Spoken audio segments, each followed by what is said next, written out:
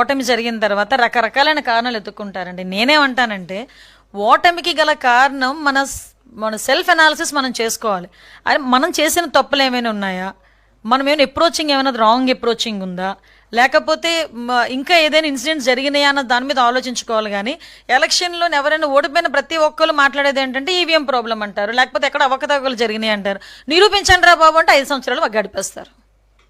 నిరూపించండి, నిరూపిస్తేనే కదా తెలిసేది. నిరూపించడానికి వాళ్ళు అయితే ట్రై చేస్తున్నారు కదా, నిరూపించనేయండి. వాళ్ళకి కూడా హక్కు ఉంది కదా.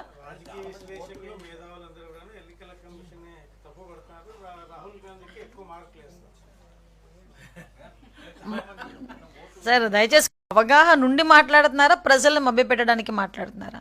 నేనైతే ప్రజలను మభ్యపెట్టడానికి మాట్లాడుతున్నారని చెప్తా. ఇప్పుడు ఎలక్షన్ కమిషన్ ఈ స్లిప్స్ పంచుతారు, మన డిపార్ట్మెంట్ తరపున స్లిప్స్ అందరికీ కూడా పంచుతాం.